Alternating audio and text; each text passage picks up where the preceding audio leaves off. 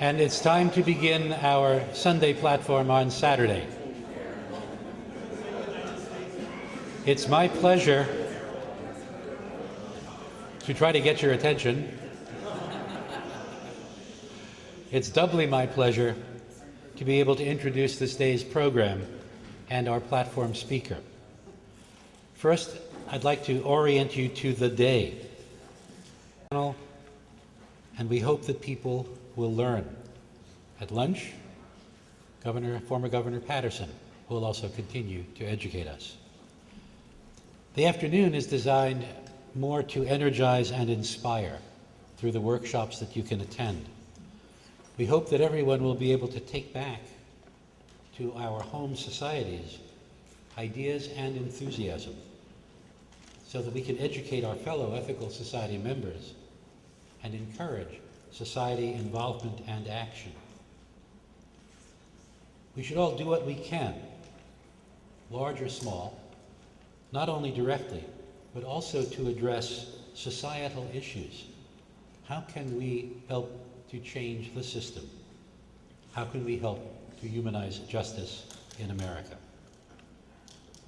This morning, we'll have a platform address, and then we'll have a panel almost immediately after.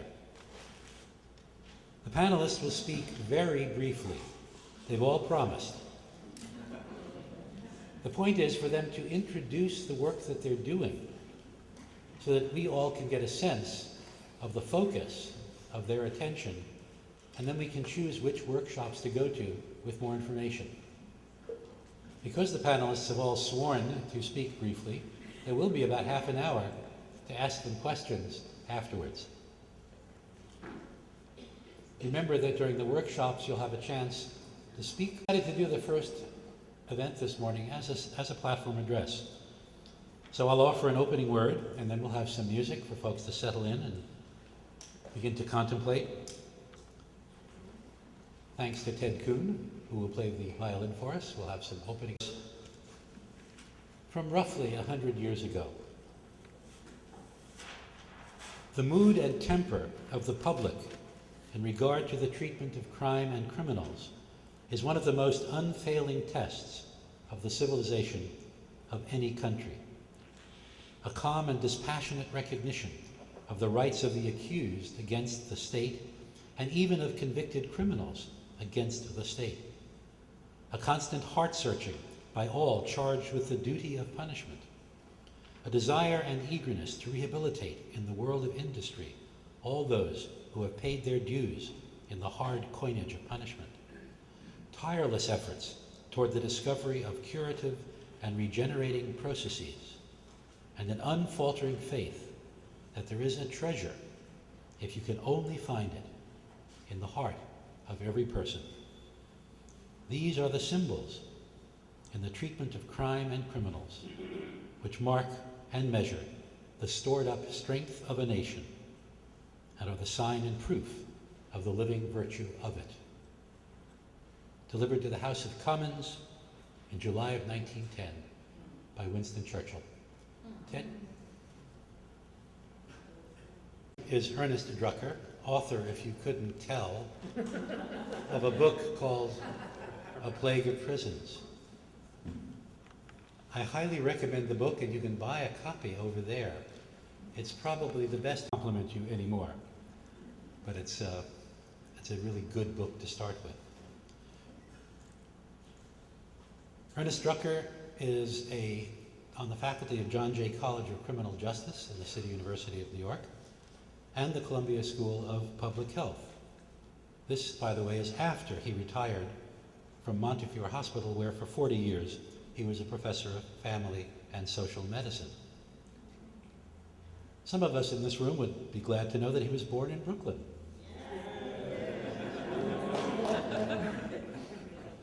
He went to Brooklyn Tech High School.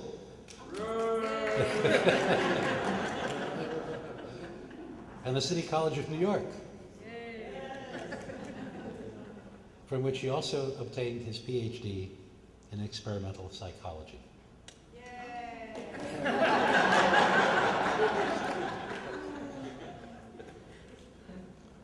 Ernie is married 50th anniversary this year. This is getting too serious, folks. He is the father of a son and the grandfather of two. As I said, he's the author of the book A Plague of Prisons, which is available for us. And speaking of books, on the conference table at the front, if you are interested, we have a bibliography we've prepared. You can pick up a bibliography to get you started in doing some necessary reading. I will only add that Ernie is a good companion at the diner on Upper Broadway for lunch. Ernie, thank you for coming.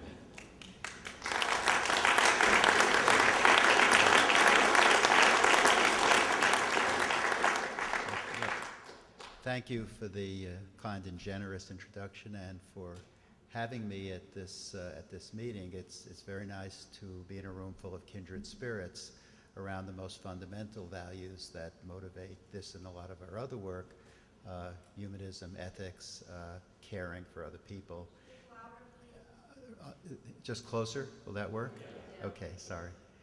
And I think what I want to talk about this morning is the work that's in this book, which is an attempt to look at the problem of crime and punishment, a very old problem, in a new way through the lens of public health, and to understand it not just as an individual matter, which is basically the ethical framework in which crime and punishment is constructed case by case. The laws work that way, the system works that way, and how could it be otherwise? But that doesn't mean that's the only level at which it exists. It also exists collectively. And that's where the epidemic part comes in. The epidemic of mass incarceration in this country is as different from an individual matter of crime and punishment as the AIDS epidemic is from an individual viral infection. It involves connections between people. It involves values of a society, how they respond, how we respond to serious problems that affect us collectively. And it's that collectivity that's the core of public health, which is my field now. So I want to explain that model applied to incarceration, with special attention to New York State. And I'm so pleased to see Governor Patterson here, because he is one of our heroes for what he did in the short term he was in office.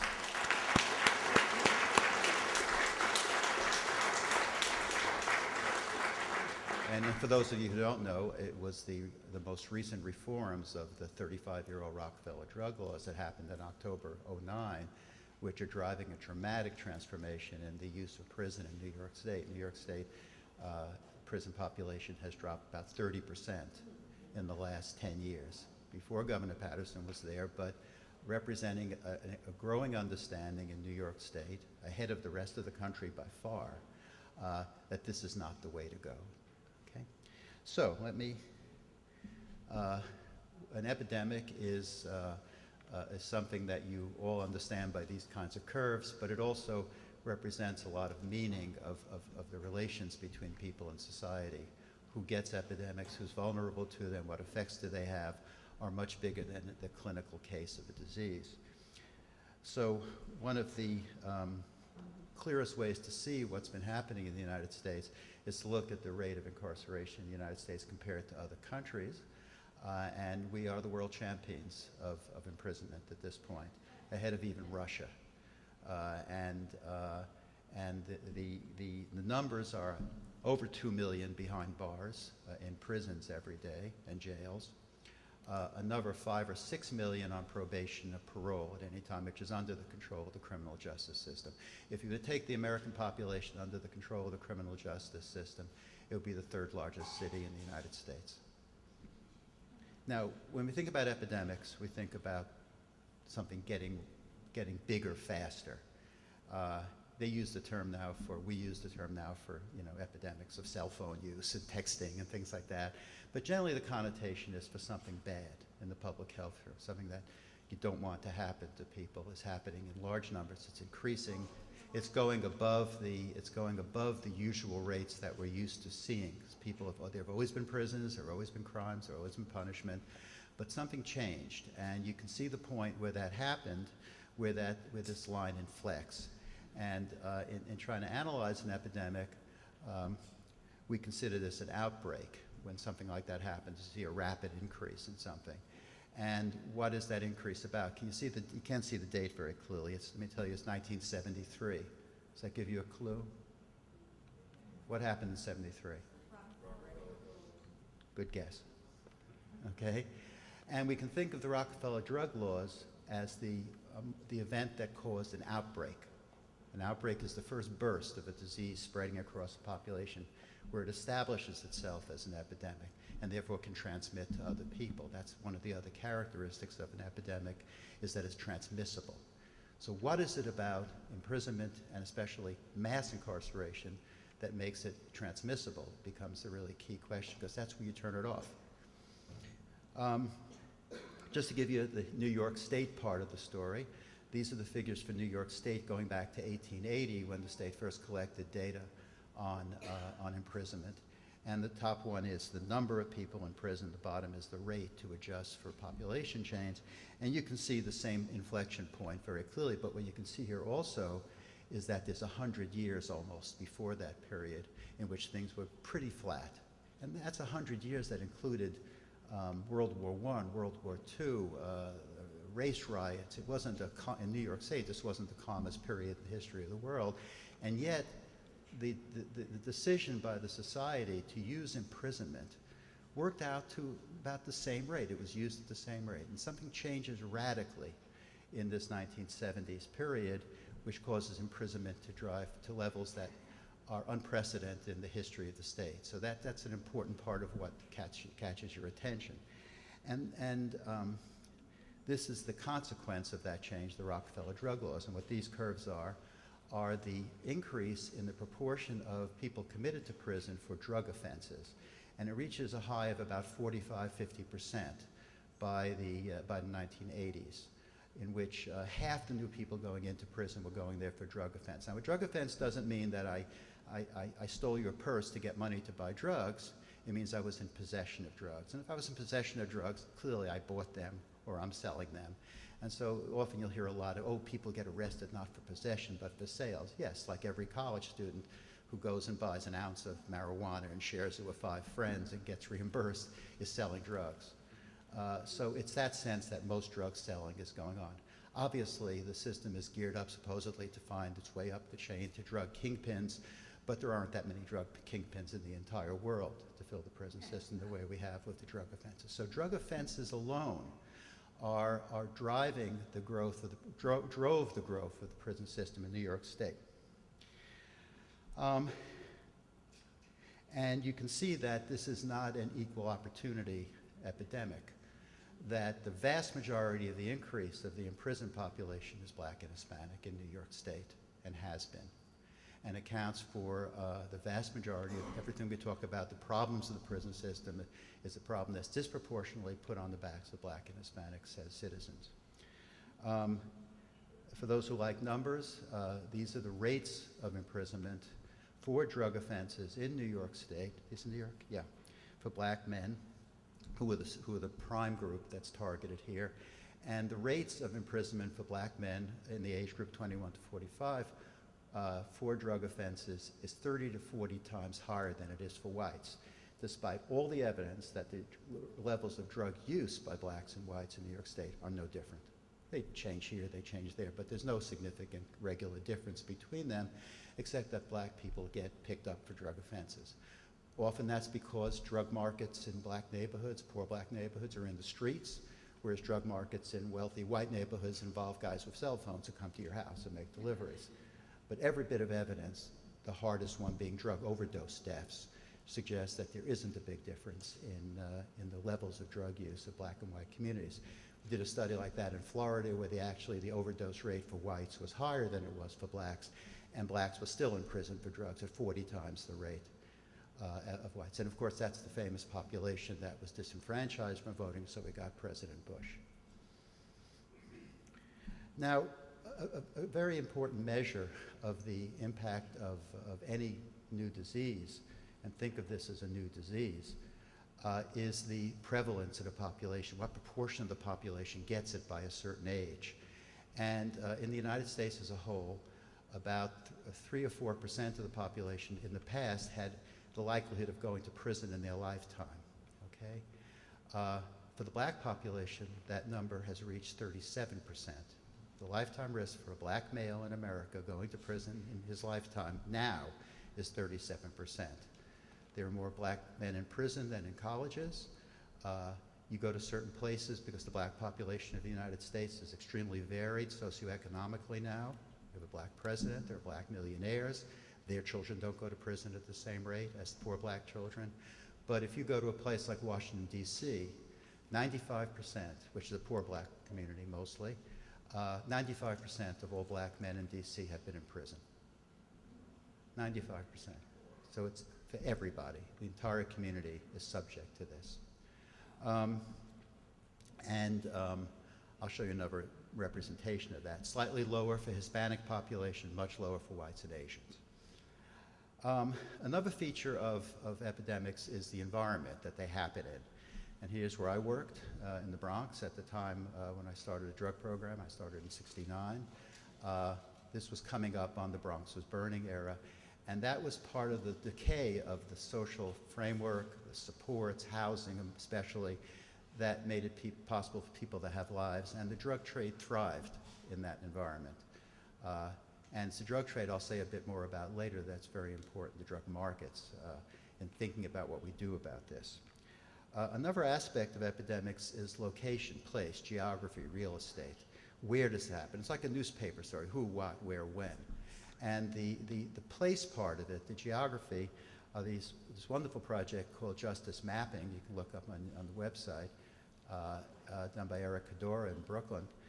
Here's a map of New York City, which shows the hot zones from which prisoners come. There are about 6 neighborhoods. New York City provides about, I think about 70% of all which has less than half the population of the state, provides 70 to 75% of the prisoners to the state system. And these are the neighborhoods, the 6 neighborhoods in New York that provide 80% of those prisons. So it's a very concentrated phenomenon. And those are neighborhoods who are famous of Bushwick, Bedford-Stuyvesant, South Bronx, Upper Manhattan. And these concentrations have been true for decades. And they apply both to who gets arrested, who goes to prison, and where people return to when they get out of prison. Most come back to the neighborhoods that they came from. Where else would you go? That concentration effect is very important. One of its consequences is economic. This is Brooklyn, and these red areas in it are blocks which spend between $1 million and $5 million a year on incarcerating people who live in that block. So you have a $5 million block spending $5 million just for the incarceration. The cost of prison at $40,000 a year, let's say, is being spent on a single block. And imagine what $1 million or $2 million or $5 million translates into if it was spent on nursery school teachers, helpers for the elderly, educational programs for the residents of that block. That's a lot of money. And that's why it's not there. That's why the money's not there. It is being spent on the citizens, but in this perverse way, which drives them deeper and deeper into the hole where they need the other service, which of course are unfunded. So that's the dynamic of this economically. Now, the public health impact of mass incarceration is, again, not just the sum of all the bad things that happen to individuals in prison. They represent collective phenomenon. So in addition to what happens to individuals in prison, which is, I think, best understood in terms of trauma, prison is meant to be a traumatic experience, and no one takes responsibility for doing anything about that. For individuals, treatments programs are in scarce supply now for people who are not prisoners, veterans, for example, who supposedly have the gratitude of the country behind them. Their services are woefully deficient in dealing with much the same kind of things: traumatic separations from family, traumatic experience of violence, many, many similarities between the situation of people going to war and people going to prison from a psychological point of view and the kind of damages that are done to them. And we have a rationale for not thinking about that very serious. Oh, that's why it's called punishment. You know, it's not supposed to be pleasant. Well, it doesn't say that anywhere. The idea of Marty Horner's former commissioner, a friend I teach with, said the point of imprisonment was to punish people by separating them from their normal lives. That was the principal punishment, and anyone who's been subjected to that understands how important that is. It didn't say anything about torture, which is what solitary turns out to be. The studies of solitary confinement, isolation, turn out to replicate the effects of torture, of traumatic brain injury. Very, very serious business that seems to be growing all the time under the rationale of a cheaper way of taking care of warehousing inmates. And there's a lot of energy needs to be devoted to around the issue of solitary confinement. Go ahead. Let me show families. Obviously, every person who goes to prison is a member of a family. We did one study in Lower Manhattan once where we found we took a person coming out of prison on a drug charge and made genograms of their family to see how many other people in the family had been in prison, how many people were involved in drugs, how many had AIDS. And if you took a person from prison in a poor community like the Lower East Side, 4, 5, 6 other people in their family network, parents' generation, their children's generation, was or had been in jail, was or had been involved with drugs. 50% of the families, 10 years ago, 50% of the families already had a member with AIDS in those families, in the family networks. And so the effect of incarceration, repeated incarceration, high rates of incarceration concentrated in those communities I showed you is the best way to think about the impact of the entire process and policy on not just the individuals who did the crime, but on their families who committed no crime and yet are punished quite as profoundly as the individual is. And the separations of those people and trying to mend that damage after they come out of prison without opportunities to work and without opportunities to be a father, in the sense that if they have no money, they can't get the kid a Christmas present. I've heard, I worked for Osborne for a while in a project interviewing people re-entering, and that was one of the biggest concerns. I can't be a father for my kid if I can't buy him an Xbox or a new pair of shoes at Christmas time, and I can't get money except by selling drugs. That was the job that was on offer. And then finally the communities. That concentration I showed you about means entire communities, the balance of power is shifted towards the illicit industries, especially drugs. And I'll say a bit more about another country that's related to this soon. So individuals, families, communities, the effects of punishment, just even any single case, that would be true. Multiply that by 2 million and concentrate that in communities, and you're talking about a focal epidemic in a locality where you don't just have to heal the process that puts the individuals there, you have to deal with the effects on all those support systems that normally are the best guarantor of crime prevention, because it's stable families and stable communities, kids with fathers and mothers in the household, that give you the best shot at preventing crime and preventing people losing touch with the kind of values that prevent violence. Now, this is a very abstract picture. It's a picture of what I call the tsunami of mass incarceration in America. And the bottom line is the years that people were born. They're called birth cohorts. The ones going back are the age of the population, it's the entire United States. And the ones going up are the rate, the percentage in prison at any given time. And you can see this wave passing through the United States beginning in the 1970s. And drowning everybody in its path, because it isn't just the people, as I said, who go to prison themselves, it's their families and communities because of the effects it has on them as well. So this represents that from an epidemiologist's point of view, which is what I am now. This represents that phenomenon. And if you thought of it as a cloud of dust rolling over, or a cloud of poison gas rolling over a community, it would be apt. And what it shows is the 7-fold increase in the probability of imprisonment for Americans in the last 50 years.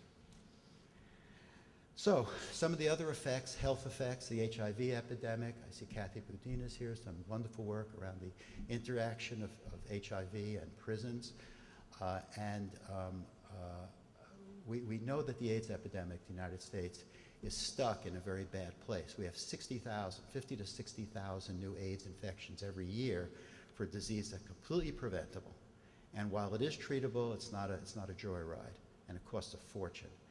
And other countries have basically gotten their AIDS epidemic under control. We haven't. That's true. 50, 60,000 new cases a year of AIDS has been true for at least 10 years, we know now. And the funding for the treatment is diminishing. It's being squeezed away. It's not a country that has a generous attitude about healthcare services for people, certainly not those who have HIV. And so we've had this, what we call the AIDS exception, where HIV, like kidney disease, was covered, but that may be a threat now. The money certainly is, because many of the state programs that provide medications rely on, federal programs rather, require state funding. And there are many states that are opting not to do that, so we're in the position of throwing people off publicly funded AIDS treatment, when supposedly that's what entitlement. So AIDS is a very big issue around prisons, and the overlap of the populations is great. New York State probably has 2,000 or 3,000 people in prison that in treatment for HIV, and an equal or bigger number who have HIV in the prison, but either don't know it themselves, don't want to know it themselves, and certainly are going to tell the prisons about it, because in prisons everything is used to your disadvantage by somebody. And there's a wonderful program of prison inmates who do the AIDS education in a number of prisons, and I've worked with some of them at Woodburn Prison, and I know the kind of work they do. So there is a peer movement there, but it doesn't have the kind of reach it might have. Drug overdoses are another health consequence of bad drug policies, because they drive people into the most dangerous forms, just like prison is. They drive people into the most dangerous forms of use. And then we have this new character in town called the pharmaceuticals. There are more overdoses now, fatal overdoses in the United States, from prescription drugs than there are from all illicit drugs put together. OxyContin and those painkillers are part of it, but also antidepressants that are now marketed as mood-altering drugs deliberately and are selling very well. And people are dying of these drugs at a much greater rate. So the kind of health problems that come along with both illicit drugs and supposedly illicit drugs that get pushed into an illicit market, all the Ritalins that kids share with their friends in high school, a big piece in the paper about that recently as well.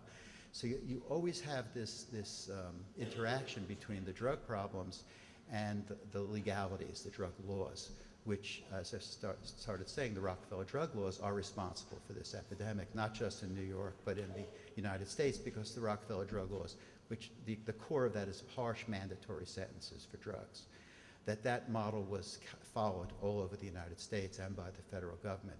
It has enormous political attractiveness to it, because it slams a group that's not likely to vote, and uses that to posture being tough on crime, having no policy at all about crime, really, because the prison is not a preventive measure for crime. There's no evidence that, except for the time that it takes you off the street, which they call incapacitation in criminology, and it is actually perversely named, because the incapacitation that really matters for imprisonment, it's obvious if you're in prison you can't rob a bank outside, but what's less obvious is that when you come out of prison, you are profoundly incapacitated to compete and participate in modern society.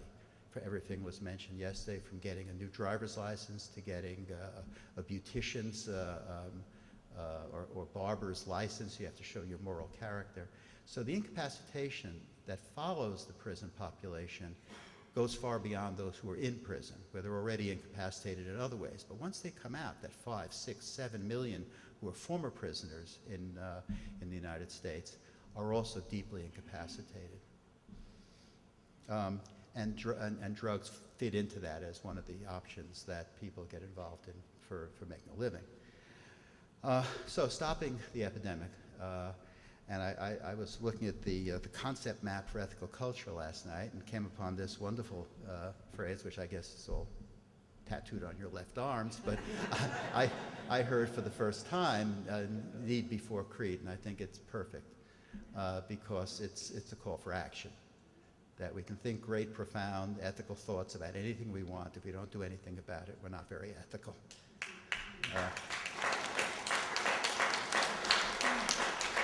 So what can we do about this epidemic of mass incarceration? And here are a couple of things. One of them is drug law reform, one of them is human rights in prisons, and one of them is restorative justice. And these conform to 3 types of prevention in public health. We call primary, secondary, tertiary prevention. Prime prevention is you prevent cases. And the way we prevent cases, the simplest way we can prevent cases without endangering public safety, is by reforming the drug laws. I'm going to tell you about a little of the experience in New York State and how successful that's been. basically keep people out of prisons and make that an agenda. Because it is not written anywhere in any commandments that says thou shalt go to prison and stay there a long time because thou committed a crime. You have, every society and every case has a lot of options about how it deals with infractions, with violations of traditional law. And mostly what we're trying to do is to build that into people, not put them in institutions where you can barely survive ethically. The human rights in prisons relates to prison conditions, and this, of course, is a very old issue, and it won't matter if there are only 100 people in prison or 1 million people in prison. It'll still come down to individuals. Human rights is always one human being at a time. And we need to have those services and programs for people in prisons, but we also need to prevent the abuses that take place in prison, the most important one of which is isolation, solitary confinement. Which now affects about 25% of the prison population in the course of their experience.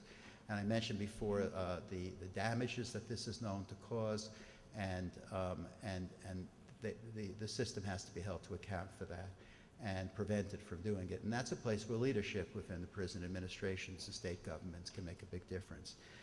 And finally, let me actually show you a few of the data from New York State on the drug law reforms that Governor Patterson was responsible for. You can see the dramatic drop in the number of people getting arrested, beginning before those reforms even. There was a sense of backing off this high rate of imprisonment, but let me show you this one. The red bars are the number of prisoners in New York State on drug offenses from it begins to go up around 86 when the Rockefeller drug laws begin to get serious traction, and goes on through today, of course. But you can see it's dropped even further. We've had a 67% reduction in the number of drug prisoners in the New York State system, and the blue up on top is the rest of the system, many of whom came into the system not for drug charges, but for other charges secondary to their drug use, like robbing a bank, or robbing a food store, or getting involved in assaults, or murdering somebody around the drug business. And those, so it's not that they're not drug related, they aren't drug offenses, the top charges aren't. And those fill up the system, and they're on 10, 20, 30-year life sentences. So that's a system that's settling in to what's going to look. So the prison system's looking older. I know we'll have some discussions about geriatrics in prison. But New York State leads the pack in the attempt to downscale the size of prisons successfully. Other states are beginning to do it, but some are still growing and using privatization of prisons and outsourcing the private prisons to other states when they can't take care of people themselves. The last thing is the restorative justice, which I know this is probably one of the rooms that knows exactly what that is in several different senses. And we need to begin to apply that model to our domestic populations who have suffered this experiences of like apartheid in South Africa. This is the South African Truth and Reconciliation Commission, but there's ones in Rwanda, and to imagine a country which went through a genocidal experience where you saw somebody hack your sister-in-law to death and then you have the children. 5 years later he comes out of prison because he was convicted and tried that. 5 years later he comes out of prison and comes back and lives across the street from you, and you're supposed to work it out. Talk about challenging problems on the scale of hundreds of thousands of people having to deal with that. But if the Rwandans can do it, I don't see why we can't. It needs will, and it needs leadership, and most important, it needs local community-based organizations and groups of people who are willing to constitute the commissions and the panels that what makes restorative justice work. You become accountable to your community and your neighbors. And if we'd done that at the front end in the United States, for example, with the prison system, which progressive people are beginning to organize restorative justice programs at the point of offense, from the police directly or from special courts throughout the states. But they need a level of community of support and local bases for doing that churches and meetings of ethical culture are very well suited to do. Now finally, we are not alone, okay? The president, Porfirio Diaz, was the president of Mexico in 1910 at the time of their revolution, shortly after they had all of the southwest of the United States taken. I only learned recently that the Mexican War was about taking away all of the southwest from Mexico.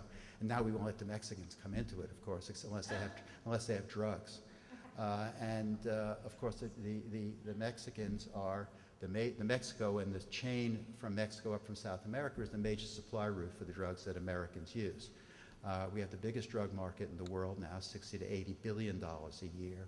And those dollars are hanging out there in front of people from Central America and South America who desperately need money and desperately need opportunities, because often the societies they live in are very rigidly locked up economically. You don't work your way. There's no city college PhD available in Mexico for free, as far as I can tell.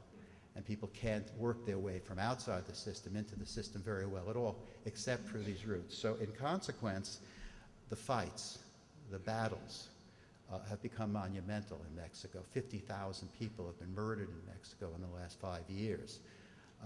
Tens of thousands kidnapped.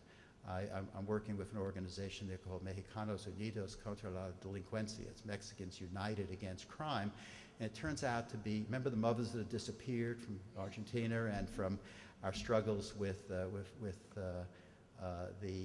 prisoners, Randy Credico's campaign in New York around the families of prisoners in the United States. This organization has basically formed around parents of children who were kidnapped and murdered, because nobody can go to the police. Police are completely complicit. They live off the operation. They're not used anymore. The federal army is used now. But this organization has existed for about 15 years. They're well funded by some very wealthy Mexicans, and are the only place you can trust to call if someone kidnaps your child, to negotiate a way out of it, and that's what they do. So they have begun, and the presidents of a number of Latin American countries have begun to call for changes in drug policy that would not focus so much on the drugs, but as on the violence. That the violence is a bigger problem than the drugs. It's this violence, it's these murders, the impunity, the terrorism of it, and the families are beginning to fight back. So this is a parents' march against violence in Mexico City. And it's dangerous to do that, because the guys who are killing everyone else, it's Al-Qaeda terrorist tactics. It's not really about territory for drug dealers. And there are a lot of bystanders. And that's all to get the drugs to us that we use. So I want to stop there and go back to the plague of prisons, that at our plague of prisons, our attitudes, which are intimately linked to our drug policies, which have to change, and that's what these presidents in Cartagena told President Obama a few weeks ago, and although all the press could concentrate was on some call girls, I guess it's an easier story for them. But a very important thing happened in Cartagena when 12 Latin American heads of state said to Obama, we have to change our drug laws. We can't, prohibition will not do it. We're not as concerned about the drugs as you are, we're concerned about the violence. And to shift the paradigm where the outcome that they want to work towards is stopping the violence associated with drugs, which is separable from drugs. Doesn't mean that drugs won't be a problem for people. But I ran a drug program for 20 years in the Bronx. We can treat drug addiction. We can treat it better than we can treat most cancer, in fact. But once you've been shot or hung up from a bridge so everybody is traumatized by your death, very hard to roll that back in. So let me stop there. Thank you very much.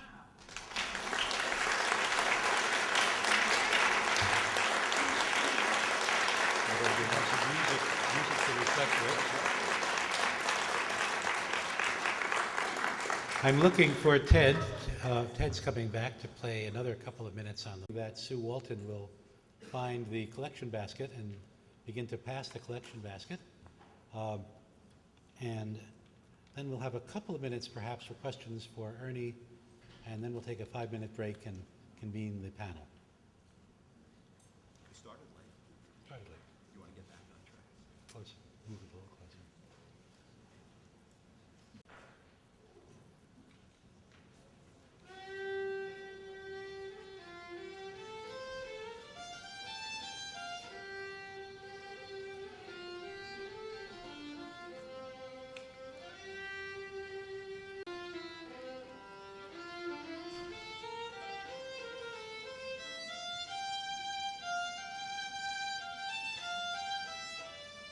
questions for Ernie Drucker? Well, I see Randy Best's hand shoot up. Go ahead, Randy.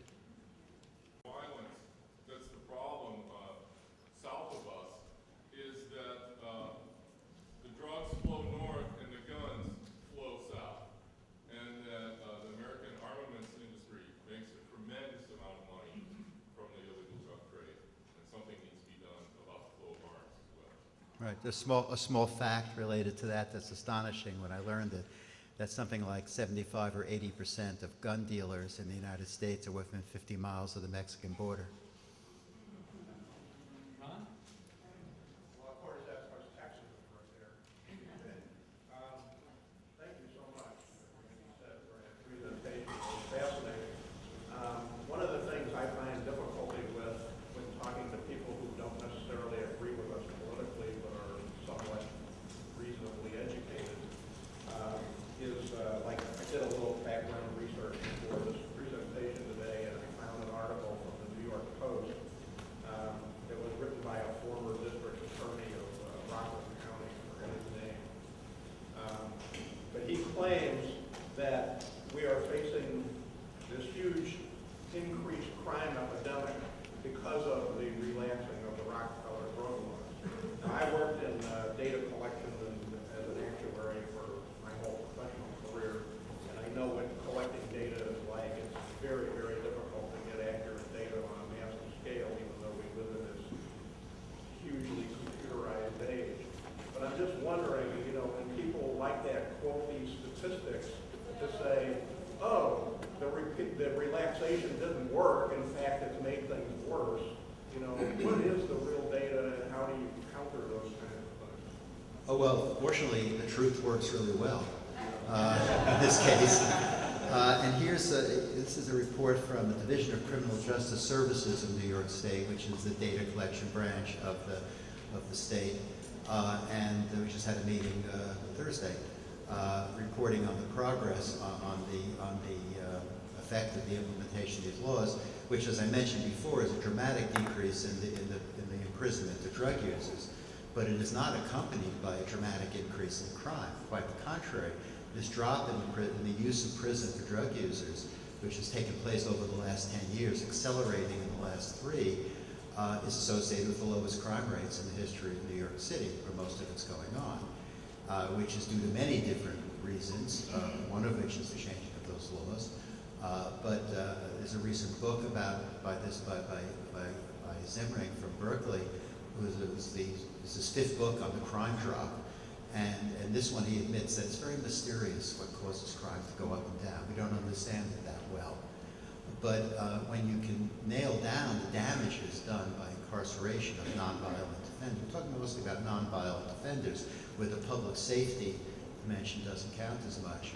All the evidence is that it's better to have fewer people in prison. Joe? Yeah, during the Republican primary, when Rick Perry announced how many people he had signed death warrants for under his watch, the crowd cheered, okay, being tough on crime. In New Jersey, where I come from, I was involved in the abolition effort, and one of the strongest arguments we could make to turn the legislature around was not a moral argument at all, unfortunately. It was really on the basis of cost and in terms of capital punishment. When it comes to persuading or trying to move public opinion on the issue that you're addressing so well, what do you find the most potent arguments to be, and how does the cost factor work to persuade, to move public opinion? Well, it depends on your audience, obviously, as every attempt to persuade people does. I think it was Mark Twain who said that it's very hard to convince a man of some truth that will cost him his job.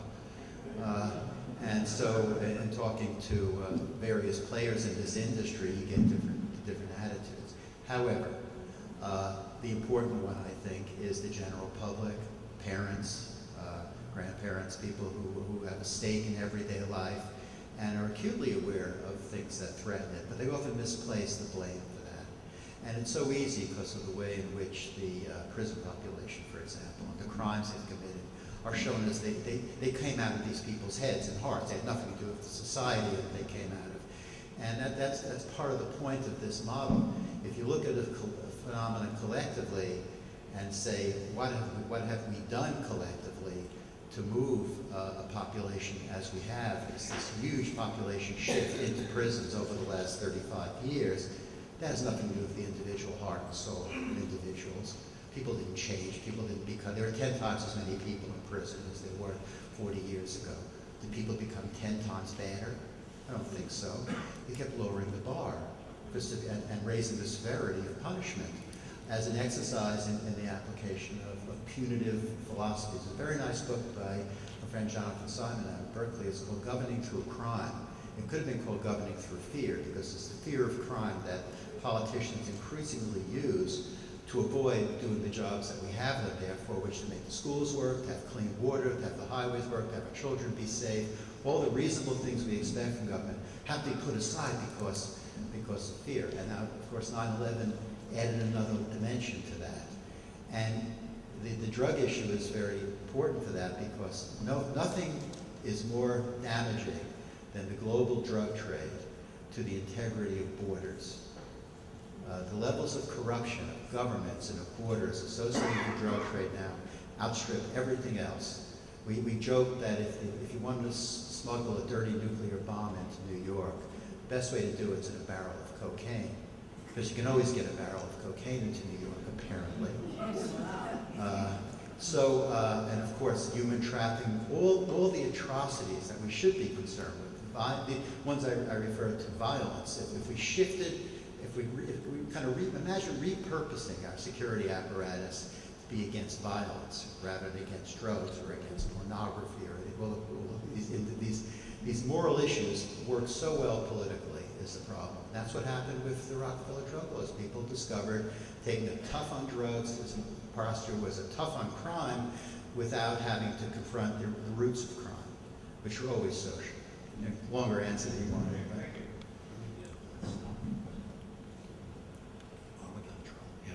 We're going to get in trouble if we take any more questions, because we have a panel who are waiting to be on, and we have a hotel staff which is waiting to give us lunch.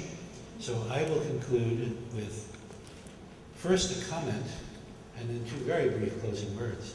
The comment is that one of the books that I read, which is on your bibliography, if you choose to take it, points out that during Prohibition, the possession and use of alcohol was not a crime. In fact, a Supreme Court in Michigan, I believe, declared it was a hospitality right of the human being to give a drink to friends. Sale, manufacture, transportation were forbidden, but not use. Very interesting. So let me conclude from two of the books that I have read. William Stuntz, The Collapse of American Criminal Justice. Stuntz writes, "The criminals we incarcerate are not some alien enemy, nor for that matter are the police officers and prosecutors who seek to fight crime in those criminals' neighborhoods. Neither side of this divide is them. Both sides are us. Democracy and justice alike depend on getting that most basic principle of human relations right." And in the case of Brown versus Plata, the California prison overcrowding case, Justice Anthony Kennedy wrote, "As a consequence of their own actions, prisoners may be deprived of rights that are fundamental to liberty. Yet the law and the Constitution demand recognition of certain other rights. Prisoners retain the essence of human dignity inherent in all persons. Respect for that dignity animates the Eighth Amendment prohibition against cruel and unusual punishment. The basic concept underlying the Eighth Dimension is nothing less than the dignity of man." On that note, let's take a 5-minute break, and our panelists can come up and sit in the seats up front. Thank you.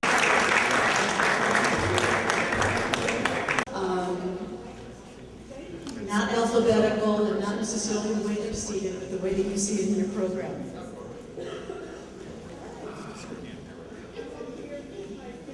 Who gave our platform address and put this crisis of mass incarceration into a different perspective for us. I think it's so important for us to understand that this is perhaps like the elephant that the 6 blind men tried to define. Sometimes criminal justice can seem that way, so we welcome every perspective, every way to look at the problem, to see in what way we, as members of society, are both responsible and in positions to do something to change it. So I'd like to start off with Sean Pico, whom you met last night, and he's the executive director of Hudson Guild. Sean? Hudson Link. You said Hudson Guild. Hudson Guild, Link, same thing. Hudson Guild was started by ethical culture leader John Lovejoy Elliott, so I hope you forgive the slip. Hudson Link. The honorarium just went up, don't worry about it. Hudson Link for Higher Education. We're operating a degree-granted college program in 4 different prisons in New York with 4 different college partners. We use Vassar, Mercy, Nyack, and SUNY Sullivan.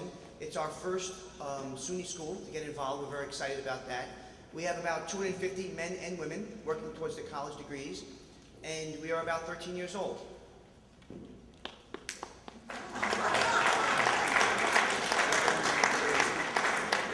Well, we heard a great deal about Hudson Link last night, so thank you very much, Sean. Next is Catherine Vokins, who is both the founder and director of Rehabilitation Through the Arts. Through the Hearts.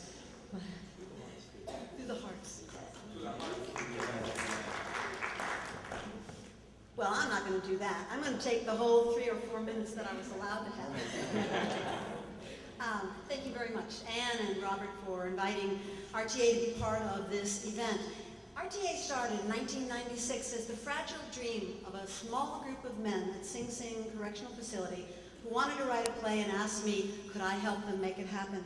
Today, RTA offers courses and workshops and performances in theater, dance, movement, creative arts, poetry, vocal training, visual arts, and music. We serve 150 incarcerated men and women in 5 New York State maximum and medium security facilities. Our group facilitators are professional artists and educators from leading places in the United States. RTA's program is not about putting on a play. It is not about painting a picture. It is not about learning to dance or sing. What it is a multi-layered curriculum that uses the arts to build the critical life skills that so many people, at least in the New York State prisons, do not have. These critical life skills are considered by many reentry and organizations to be the missing link in the way that returning prisoners face the challenges of home, work, and community. The RTA experience transforms old ways of thinking and acting and engages you in new ways of being. Now, what does that mean? So one of our members at Sing Sing, who also happens to be in the college program, I'm very pleased to say, said once, the arts are about thinking differently so you can act differently so you can get different results. And then he said, isn't that the description of rehabilitation? To think differently, to act differently, to get different results. So RTA went around and decided what we needed to do after 10 years of work was to prove that the arts are just not another nice thing to do inside a prison, nice way to keep them busy.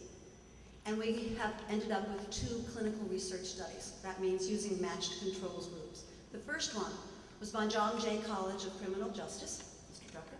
That was done by one of your tenured professors there, and in collaboration with the Department of, at that time, Correctional Services.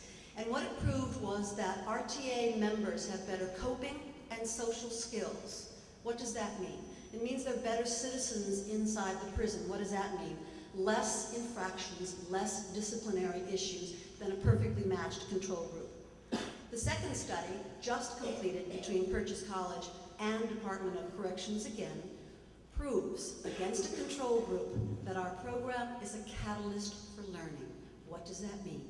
It means that our members finish their GEDs faster within their incarceration and move on to pre-college and to college programs where available in prison than a perfectly matched control group. That means, gentlemen, we are forming the members for both Bard and Mercy college programs. There's a smattering of other arts programs across the country who work in prison, and there's nothing wrong with the good works they're doing, but what RTA brings is a unique collaboration of many different art forms. They're layered together in a curriculum that is constantly changing, difficult to keep up with, but keeps everybody on their toes learning in a new way. Each course, each workshop, each production starts with a syllabus. The syllabus defines what critical life skills, what social communication skills will be built through that program. For example, theater is very central. Most people think of RTA, they think of the theater program at Sing Sing. We're much more than that. But theater is central because it gives you a chance to look at cause and effect. It puts you in some other person's shoes. It gives you a chance to see how you can communicate different and how you can do different ways of being in a safe environment. It develops empathy and it deepens understanding. Performance focuses on the collaboration of many people and how you are part of a group, and that group can succeed better than if you were on your own. Ensemble dancing works with you on nonverbal communication, how you observe, how you listen, how you feel what other people are doing, and it connects us to the deepest emotional longings we have for joy and fear and love. And since our modern dance program is in an all-male facility, it also challenges gender stereotypes and assumptions. We don't encourage our members to go on to be dancers, singers, or actors. What we say to them, if you have that dream, follow the dream. But in the meantime, get yourself a day job. It's important. Most of our alumni, like John Mokes talked to last night, join the social service agencies. They do this because they really want to give back. They want to stop the next generation from going to prison. However, some of them don't give up on the arts that they learned inside. Recently, some of our dancers from the Woodburn facility who are out on the street are dancing outside the walls. Another of our members, who is a homeless advocate in Brooklyn, is also in the prestigious playwriting program at the Public Theater. So some follow the art form, most keep it on the side and don't. In an effort to take our art-based approach to another level, we are collaborating with the City University of New York on an in-prison certificate program that will prepare our members to use their social arts-based skills to be group facilitators when they re-enter the workforce and go into the social service agencies. This is a college credit program, and we look forward to being able to offer it within the New York State system in the very near future. With successful programs in 5 facilities, with an academic program ready to be launched, and a documentary film company following our work on a day-to-day basis for the last 8 months for a film that will be premiered later this year, RTA is poised to be the model for the use of arts and corrections in New York State and beyond. Thank you.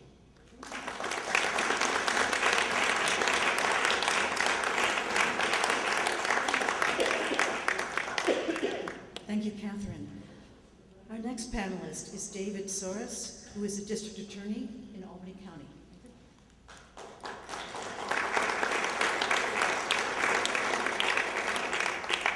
Two things. First, I'm glad to see that there's no food on the table, and therefore you can't throw anything at me.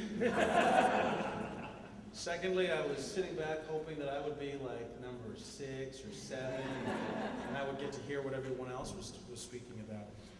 Ladies and gentlemen, welcome to Albany County. My name is David Soros. I am the district attorney here in Albany County, and I, along with my partners in law enforcement, along with my partners in the social service sector, and along with my partners in community, we're all responsible for public safety. Albany is a rather unique community. Albany is, like many other communities in the state of New York, where we were once a very traditional community where we responded to crime and we responded to these issues by engaging law enforcement. And then we pretty much prosecuted and locked people up and believed that we were also locking away all of our problems. In 2004, I decided to challenge the system.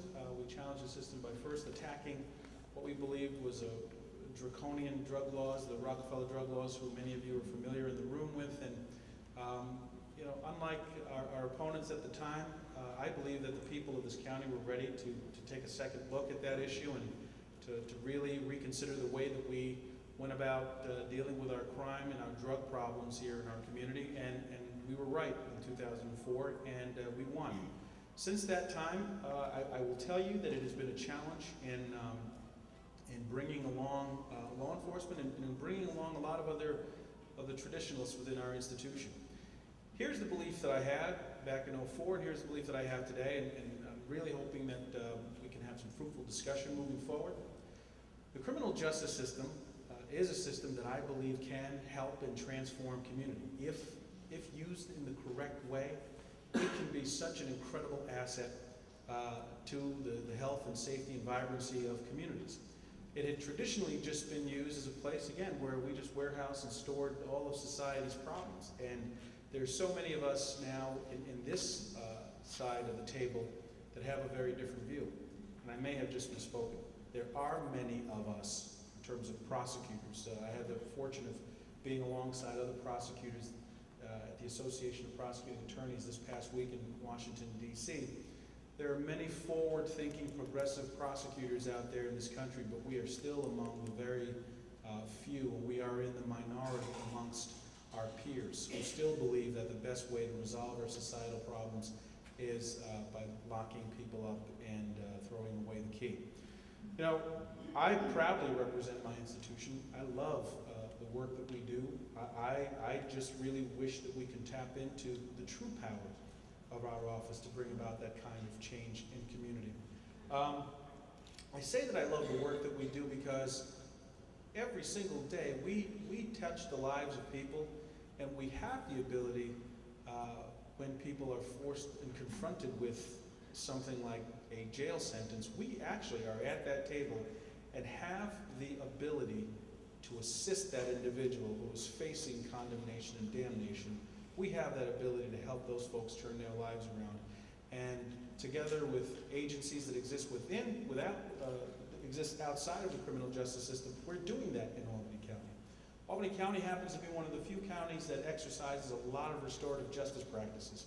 We brought that here back in 2003, and we engaged community members in community accountability boards, and instead of sending our nonviolent offenders through the city court system and then to local jail, we've been sending those folks to meet with community members, and community members, along with the offenders, are coming up with some very creative solutions, community service, and ways to repair the harm that was caused to bring about this entire transaction. And in doing so, in creating that kind of restorative justice infrastructure in Albany County, the daily count at our county jail has dropped by 1/3.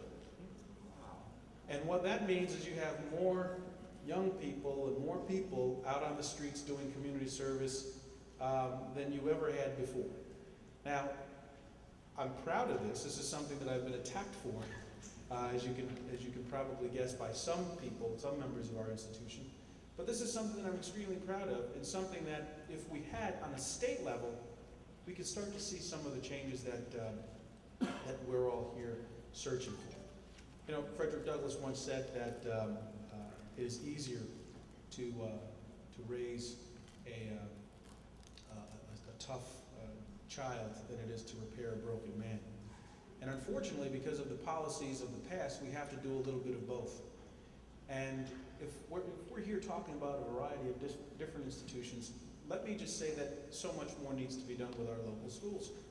So much more needs to be done with our local schools in our urban settings where you have truancy as a major issue. And I can tell you from being here in this county that every single year, over 20% of our student population has 30+ days out of school. We have sinking, graduation rates. We have high dropout rates, which we have to address. And as a prosecutor, as a district attorney in this county, it's something that I'm helping to lead that charge, because when you have failure in the academic system, ultimately they will be arriving at our doors. So it's just not a prison problem. It's just not a public safety problem. We're dealing with a whole set of issues that, quite frankly, in the criminal justice system, we've never had to confront before. And that's the reason why the 21st century prosecutor has to be open to all of the possibilities. And I'm so proud when I come to an event like this and I see so many people willing to roll up their sleeves and come to the table to help with some of these solutions. Looking forward to continuing the dialogue. Thank you very much. I may have gone over my 3 minutes, but I'll give myself immunity today.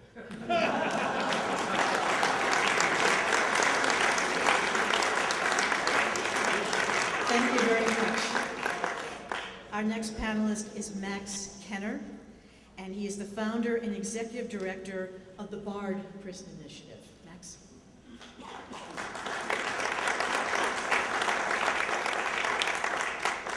Good morning, everybody. Thank you for having me here, and thank you for the district attorney for framing this so well.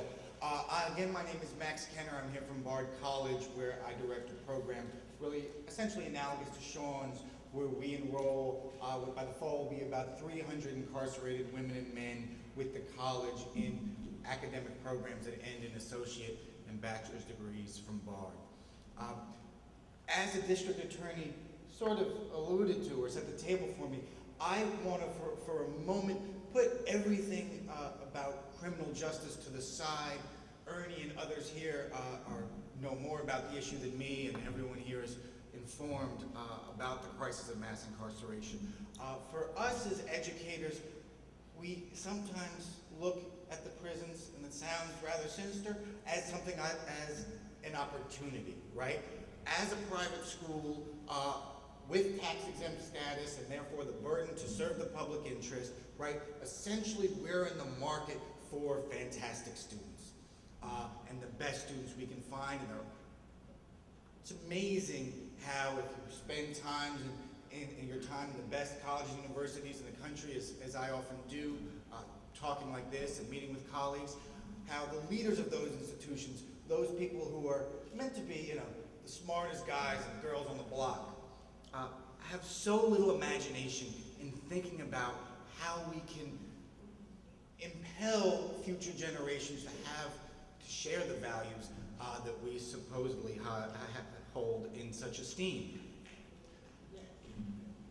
Thank you.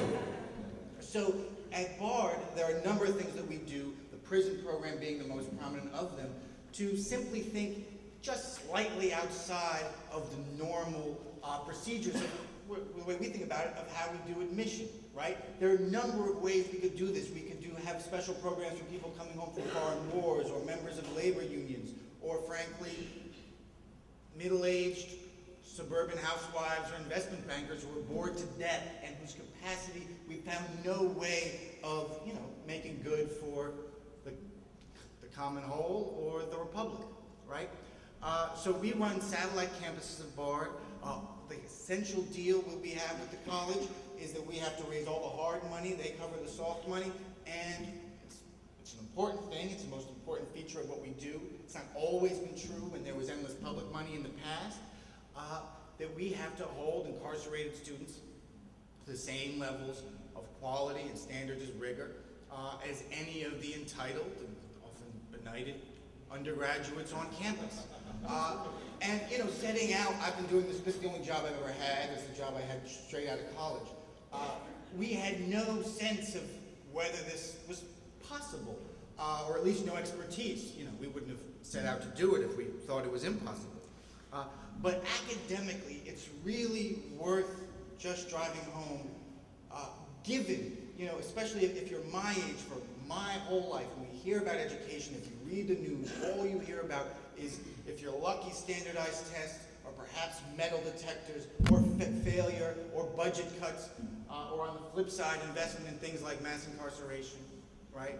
And we hear that younger people just aren't interested in the things that are necessary for running a democratic republic, knowledge of history, engagement with the arts, math and sciences, etc. And the success that we've been able to have going into the prisons, serving people who are overwhelmingly without formal preparation or formal training to enroll in an elite liberal arts college, has really been extraordinary. So we have, many dozens of students who've gone from functional algebraical literacy through first and second and third semester calculus on to becoming math majors. You know, we have 2 or 3 dozen students who become proficient in reading the German language because they wanted to read Hegel and Kant in the original. Many more who become proficient in Mandarin or French or Spanish. And really expert in the full breadth of the humanities and the practice of the arts. If there's anything that makes us most proud is that after 10 or 12 years of doing this work, and we work like Sean in long-term institutions, so this is a real time investment, we finally, after all this time, have in every borough of the city of New York, alumni of BARD who've come to us via the prison system, who are doing all the kinds of work at the same level, the same ambitions as alumni from the main campus or any elite liberal arts college. So for example, we have students enrolling in the Wagner School of Public Policy at NYU, the Mailman School of Public Health at Columbia, PhD programs in sociology at NYU, a student, an alumni who has a prestigious fellowship among the emerging writers group at the Path Public Theater in Manhattan, students running not-for-profits that serve the homeless, the addicted, and youth at risk in the communities where they're from. And there'll be many dozens more of these coming back to New York City from the prisons every year. But if there's anything, again, that's just most important about our work, is that we consider these students to be undergraduates of the college, right? BARD as an institution, as much as that work, as important as that work is, we should never and will never be in the business of fighting crime, right? Or reducing recidivism. We're in the business of education and in the market for students. And if there's anything that's most acute about mass incarceration, right? As we all know, and it's almost implicit, it's so tragic. We all know where everyone in prison comes from. But in those communities, the net is cast so wide that very often many of the most talented and the most ambitious people end up in these institutions. And we can do much more with them. So I will, well, just to put the point on one more thing, if there's anything that's most astonishing about what we've experienced in the prisons, the greatest cause for despair, if you think about our situation in terms of public policy, and the greatest cause for optimism, if you think about just the human spirit, is that those students who I described earlier, who go on to succeed in learning things like math and science at ages when you're not supposed to be able to do that anymore, who go on to be accepted to top PhD programs in anthropology or sociology, in the country. Overwhelmingly, those students who are most ambitious, most intellectually inclined, are the same ones who drop out of conventional school the youngest, right? That is, say, very bright people, very bright children. 14, 12, sometimes 9 or 10 years old, drop out of school because they're smart enough and insightful to recognize that there's nothing left for them to accomplish there. And I'll leave it at that.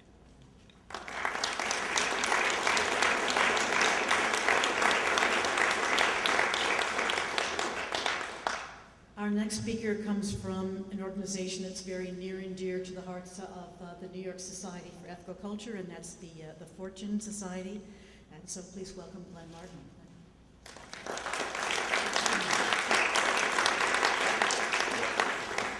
Thank you for the kind introduction, and thank you for the invitation to speak today. It's so great to get out of the hustle and bustle of New York City to come up to Albany, where 3 minutes means 8. So,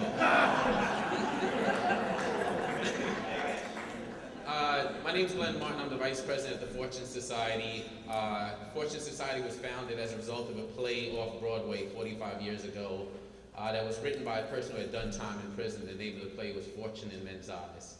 And David Rothenberg, who many folks here in this room may know, was a theater agent at the time who invested his life savings in this play and ended up on a show called the David Susskind Show, a national show, to talk a bit about the play. He came back to his office the next day, and there were about 50 formerly incarcerated people waiting there in the theater district at his office, asking him for assistance. And David was smart enough to know that he didn't know enough to assist them, but he did ask 2 of the men online to be volunteers and to help the other men who were online. And that was the beginning of the Fortune Society as a volunteer self-help advocacy organization. If you fast forward 45 years, we are a much larger organization, but we have retained many of the sort of principles that David built into the organization 45 years ago. So we have 212 people on staff now. We see about 3,000 people per year. We work at both ends of the system, if you will, reentry and alternative to incarceration. David has always been a champion of saying that we need to save people before they end up in the system because prisons damage people, families, and communities, and he's always been right. Our services include case management, drug and alcohol treatment, mental health services, employment, education, more recently housing. In Harlem, New York, one of the communities that are disproportionately impacted by the criminal justice system. 10 years ago, we purchased a property with a beautiful Gothic structure that we refer to as the Castle. And it houses 62 people at any given time who are formerly incarcerated and transitioning back into society. When we opened the Castle, the community was actually our biggest opposition. But I am proud to say that just a few years ago, we decided to build on the parking lot behind the Castle. And when we said to the community, we want to build more housing for people with criminal records, they said, not only should you build more housing, but we want to live there also. And we ended up with a mixed-use, affordable and supportive housing building, a green building, LEED Gold certification, where you have 114 units full of people who are transitioning back into the community from prison, and just other low-income people from the community all living together in the same space.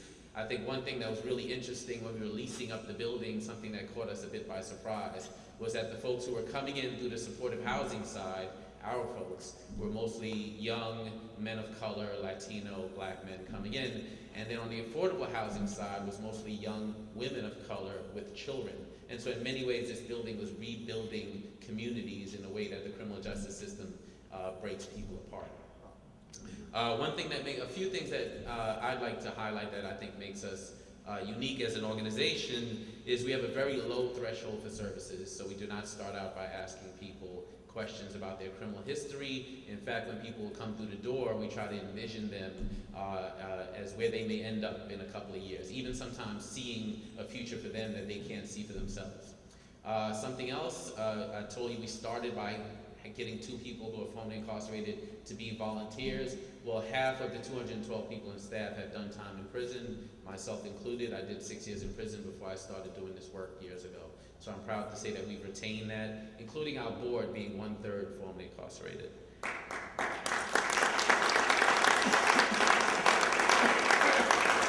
We were started as a volunteer organization. We continue to have 90, as of today, we have 90 volunteers on staff.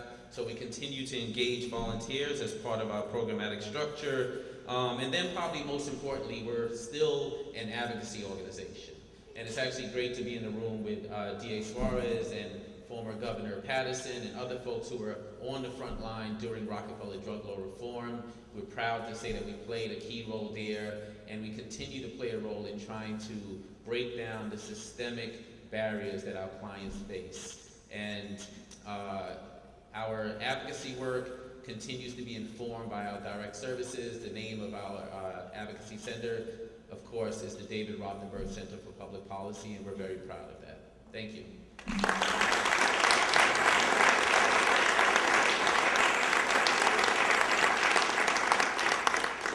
I also appreciate that the Fortune Society put news about this event out there. We have a couple of visitors from Boston who came in because they read the David Rothenberg report, so welcome. Our next speaker is Evan Goldstein, and he is Policy Coordinator of the Drug Policy Alliance.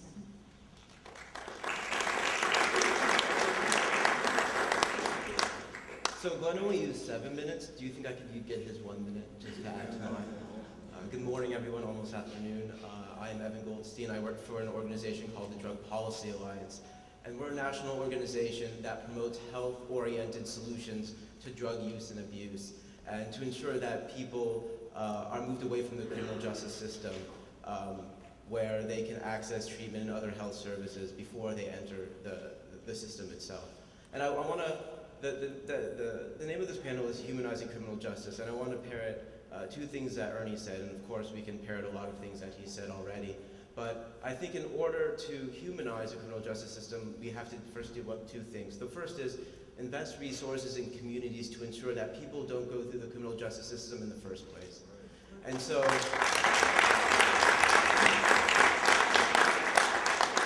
and I think one avenue, and there's a lot of avenues to do this, but I think one principal avenue that, again, Ernie talked about is to end the war on drugs. I think that's a really important policy that's failed, that we really have to have more honest conversations. And so about 40 years ago, the war on drugs was enacted by Richard Nixon, and over the last 40 years, the war on drugs has cost us $1 trillion, and drugs are cheaper, purer, and more available than ever. And I think there's an important part of the war on drugs that we have to remember is that the war on drugs isn't a war on drugs, it's a war on people. And the drug czar has acknowledged that it is a war on people. And in order to fight a war, you actually have to dehumanize the enemy. And so what that results is you actually are dehumanizing your family and your friends and your neighbors and your community. And that's something that we have realized just is not working anymore. So, you know, we're happy to call DA Soares an ally in drug law reform around the state. And I want to talk specifically about one issue in New York State, which is mostly a New York City issue. Are there a lot of people from New York State here today? Great, awesome. And so, for folks who aren't aware, Governor Cuomo introduced a proposal last week that acknowledged something that was happening in New York City for the last 15 years. And to understand what is happening, we have to go back to 1977. Where marijuana was decriminalized. It's a $100 fine. And the reason marijuana, for a small amounts of marijuana were decriminalized was because the legislature found that that police resources were being diverted into arresting people for the only crime they were doing was possessing small amounts of marijuana. They weren't hurting anyone else. And the second reason is that people were getting a criminal justice record for the rest of their life. And so the legislature in 1977 decriminalized marijuana so that people could, and gave people the option of getting a violation so they wouldn't have a criminal justice record. And that was fine for up until 1995.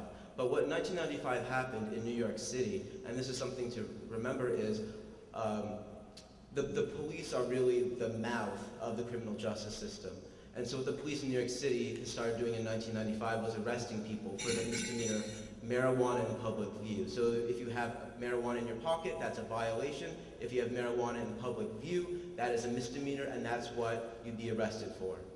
And so in 1990 in New York City, there was 900 arrests for marijuana in public view. Last year, there were 50,684 arrests for marijuana in public view. That's a 5,500% increase without an increase of marijuana use in New York City. In fact, in 1977, 1980 was the highest amount of marijuana use amongst all ages. And what has ended up happening is most of the people that have been arrested are young people of color. 85% of the people who are arrested are people of color. 70% are under the age of 30. And really and I'd say that white people actually use marijuana at higher rates. And what this is really doing is introducing people into the criminal justice system where they don't have to be. And so Governor Cuomo acknowledged that this arrest policy by the New York City Police Department is racially disparate and unfair and inequitable. And he introduced a proposal last week, that would basically change the penal law to make private and public marijuana the same offense. And so I'm going to ask people now to do one thing, and this is really to ensure fairness and consistency in New York City. Although this is an issue in New York City, it's a New York State solution because the legislature is here in Albany. And so I'm going to ask you guys for one thing, which is to call Governor Cuomo. And I'm going to give you his number right now. It's 518, I'll pay if it's a long distance call too. It's 518-474-1041. And it only takes less than a minute, and you can actually leave a message if you don't want to talk to anyone. and just say you support his proposal to standardize the penalties for marijuana possession in New York State. And there's one ask. The ask is that you pressure the Senate and the Assembly to act on the proposal in order to ensure fairness and equity.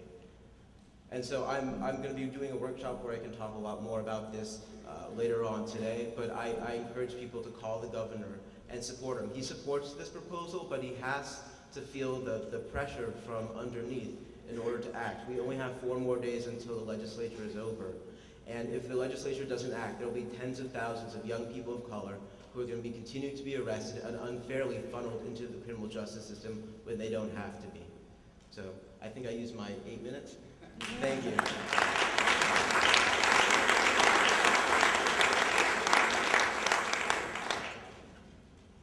was just checking. I said, you told them 8? Our next panelist is Kathy Bodine, Director of the Criminal Justice Initiative supporting children, families, and communities, also School of Social Work at Columbia University.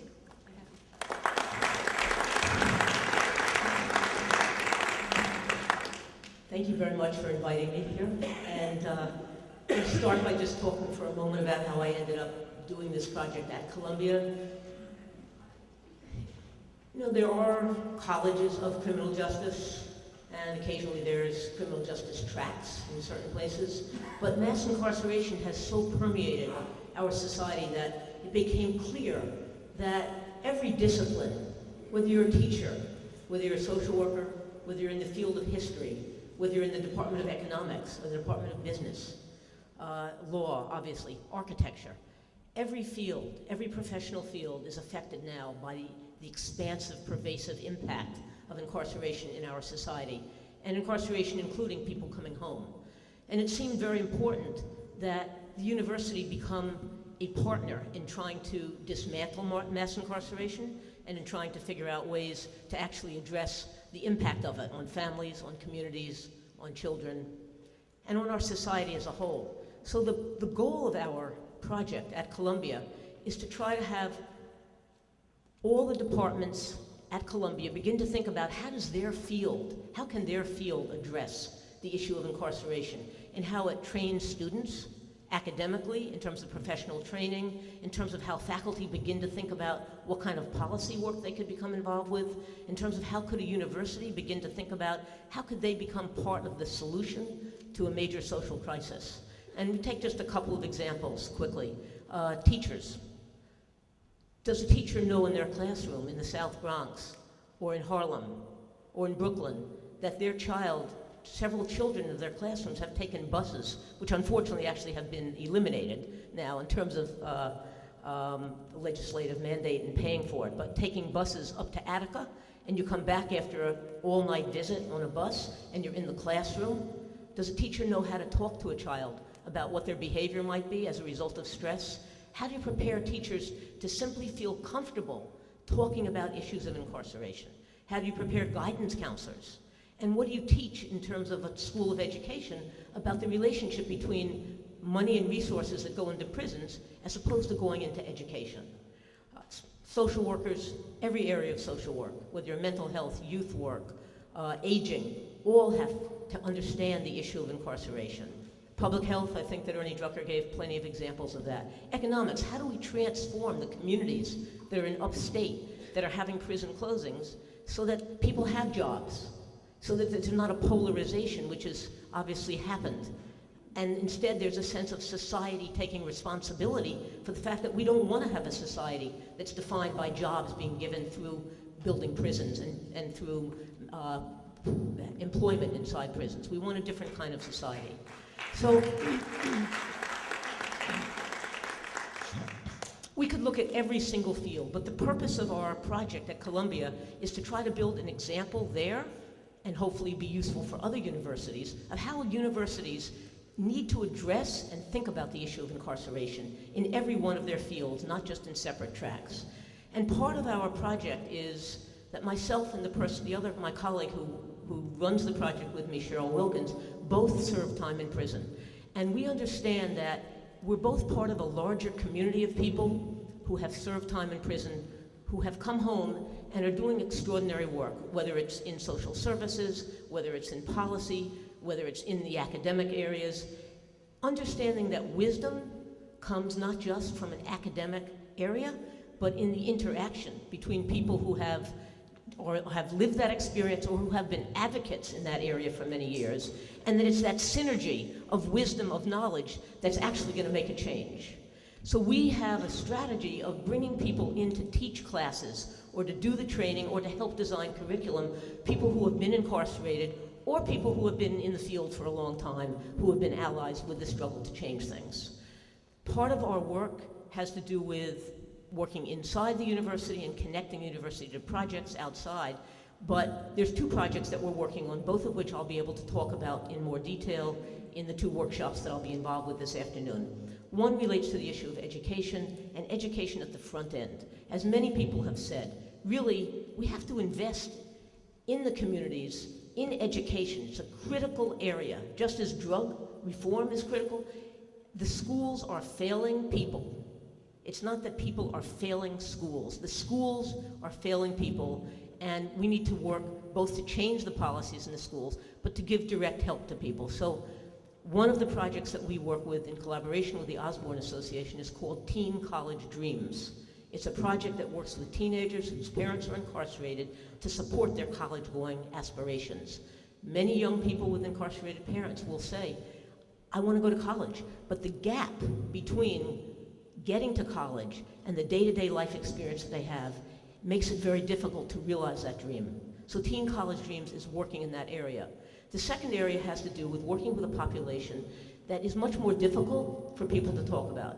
We use the word long-termers. Long-termers in this day and age are people who've been convicted of violent crimes. What most people don't know, and it's much easier to talk about, and it wasn't easier 20 years ago, but now it's much easier to talk about the question of people who've committed non-violent crimes. People who have committed violent crimes spend long, long times in prison.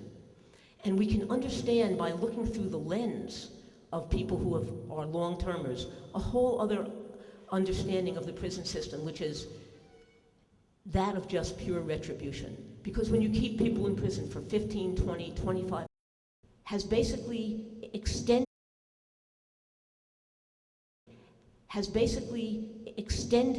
the sentence that judges have given by denying people the right to come out, in spite of the fact that the judge may have given them a smaller sentence. Parole has that power to extend the sentence. And as we know, the numbers of people who are in prison are actually the product of those who go in and how long they stay in.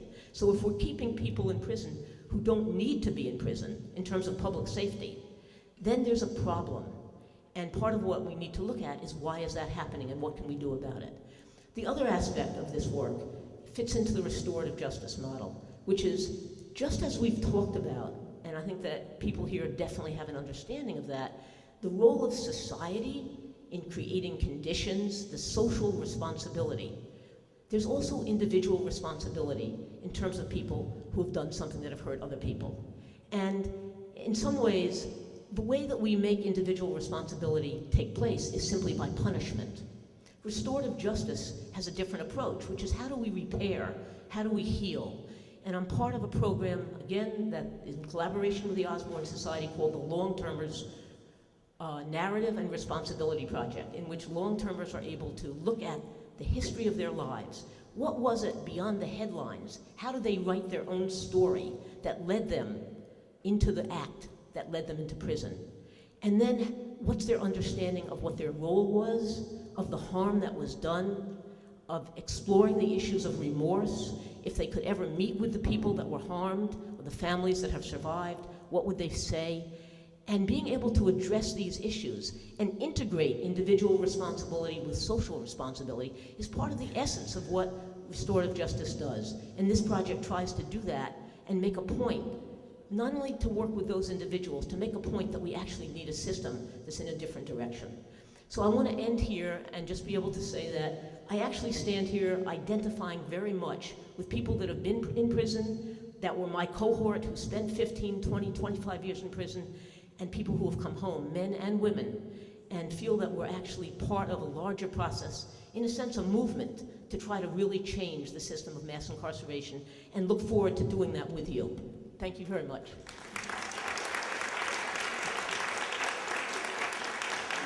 Thank you, Kathy.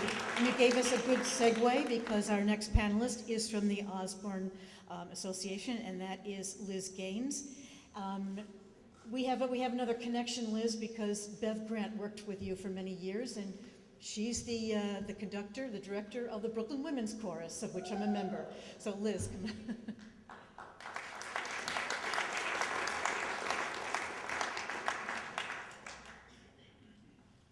Yes, Bev and I had our kids started kindergarten together.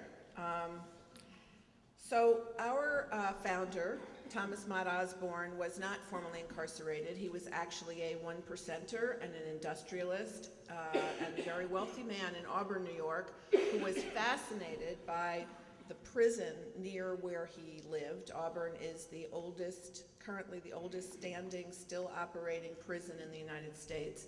It has this weird marker outside of it where it also says it was the site of the first electrocution. They're very proud. And across the street from the prison is the fire station, police station, that has a statue of Thomas Mott Osborne, our founder, who was so fascinated by this prison that he got permission from his friend the governor to go into Auburn as a prisoner and spent a week there and ended up dedicating his life to transforming prisons for the people who live in them, work in them, and more recently who visit them. He had a core, he became the warden of Sing Sing, actually, Commissioner Fisher's predecessor, except it was in 1912. At that time, there were 6,000 people in New York's prison system. It had ballooned to 74,000, is now down to 56. Osborne believed that everyone can change, that everyone deserves a second chance or a third chance or another chance, and that everyone deserves to be treated with dignity and respect. And he believed that we have the right, the obligation, the capacity, and the privilege to change our lives, to take responsibility, to make amends, and to contribute to our families and communities. I would differ with Dr. Drucker a little on what started us on mass incarceration, although the name Rockefeller does play a role here. Nelson Rockefeller ordered a massacre at Attica Prison in 1971 that I believe led both to the drug laws and to the complete reshaping of our goal of locking up as many black and brown people as we possibly can.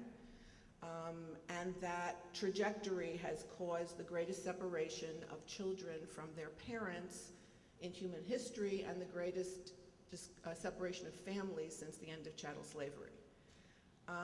The Osborne Association has continued his work we're in 21 prisons and jails, and does a lot of our work inside, moving to outside, and has focused a great deal on that issue of families, partly because people who stay connected to their families are probably 6 times more likely to not return to prison, but also, quite honestly, out of my own experience, my children's father was incarcerated when they were 2 and 6, and I was able to observe 2 odd things. One was nobody, despite being well, I discovered last night that actually being a secular Jewish person is kind of like being an ethical culture person. But being whoever it is that I was, of course I wanted therapy for my children, and nobody knew anything about what to do. And the best therapist I could come up with said, well, we would treat this like any other kind of abandonment. So we've come a little ways. He was incarcerated for 25 years. My children had their share of therapy, pain, stigma, shame, and actually have turned out okay. But we would be talking a lot in the workshop that Kathy and I are doing on children and families of the incarcerated later this afternoon, both about the policy issues that affect children and families and some of the programs, models that we've come up with over the years that Osborne's been doing. One of the interesting things in New York is that I think Dr. Drucker said most of the people in New York State prisons come from New York City. That's actually no longer true.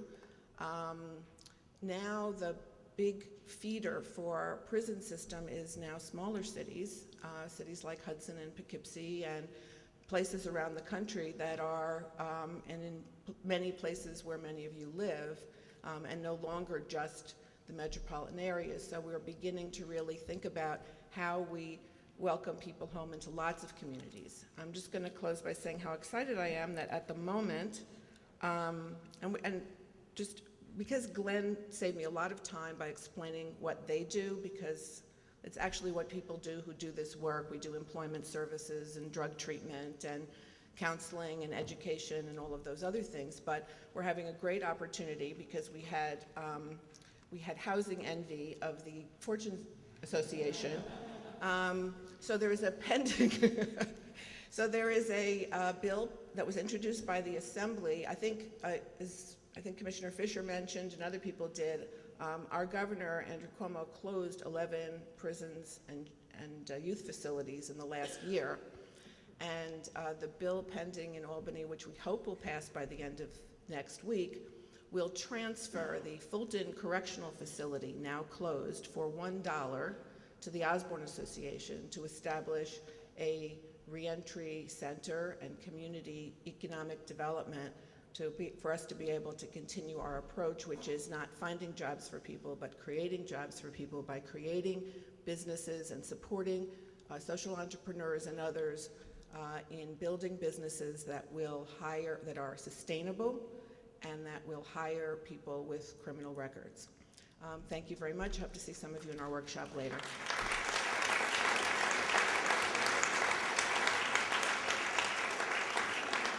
Thank you.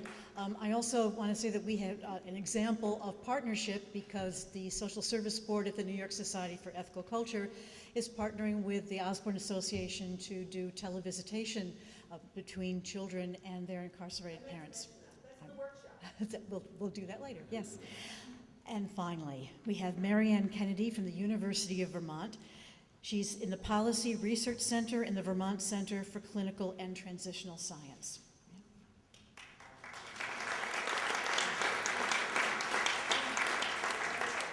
Hi. First of all, I want to thank Bob for inviting me to the conference. And usually when people say to me, "Where are you from?" I say Vermont, and I forget. I worked over 30 years ago, I didn't forget that, with Ernie Drucker in the South Bronx. And when Ernie put that slide up of the South Bronx, I was shocked. That's where I lived. And I somehow have forgotten that on and off. I'm too busy to remember. But in any event, what probably drove me into the work that I do is trying to stay out of prison as a kid and experiencing living in a South Bronx ghetto. Most of my friends, I have no connections there really anymore, either went away to Vietnam and were killed or died of heroin overdoses, or went into prostitution. That's what girls did. So I escaped to the whitest state in the nation as a young woman to Vermont many, many years ago, left Ernie to do some great work in New York. And as my friends and family would say in Vermont, you can take the girl out of the South Bronx, but not the South Bronx out of the girl. So what I discovered, I've dedicated my whole career. I went to law school there and dedicated my career to vulnerable populations and keeping people out of prisons, particularly youth. So I've worked in the public-private sector. I'm associated now with the University of Vermont Department for Clinical and Transitional Sciences at the medical school, and I can talk a little bit later in the workshop I'm in what we're doing with veterans. And I'm a private consultant around restorative justice practices, philosophies, and principles.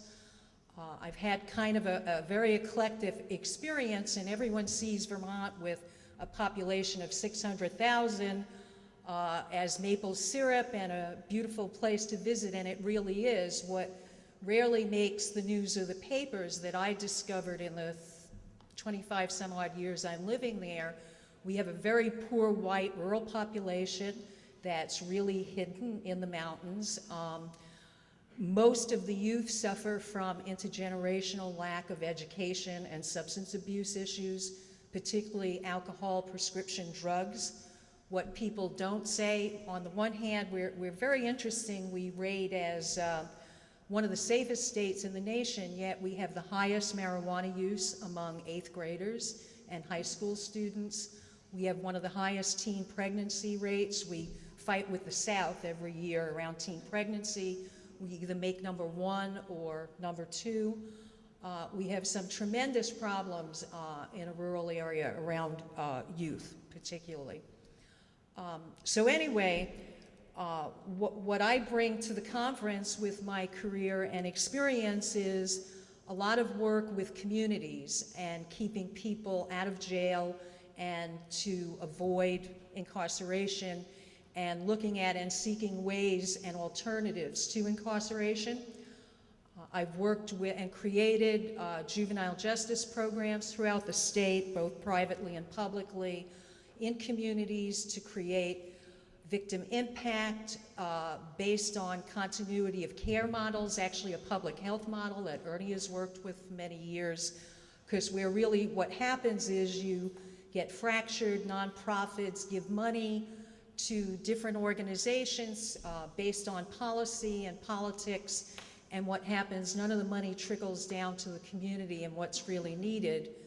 And I've coined the term, it's the peanut butter approach to funding, where you spread a little here and you spread a little there, but you never get a sandwich. So I honor the people on the panel who've worked in the arts. We've set up art programs for juveniles. The arts work in particularly well in communities with juveniles. Arts teach kids conflict resolution skills. Arts teach children how to be team players when they're part of a band, a theater, or music. Children who've been disenfranchised and failing in school particularly excel when they're painting cells or they do a performance. In theater in particular, you can be a hero on stage for an hour when you live in a ghetto or a rurally deprived area. So I'm a real promoter of that in my programs for children. I've worked with adults in diversion programs and pre-charge and reentry programs. We are a small state, and I realize, you know, when I come together with people from New York City again, you know, remembering the girl with the razor blades in her hair, that, you know, one of the things, we're isolated from the bigger schools like Columbia or NYU, but at the University of Vermont, we're doing some interesting stuff, but we do a lot of innovative stuff in our model for restorative justice. Our diversion programs are over 35 years old. We do a lot in communities. I'm going to talk about that later.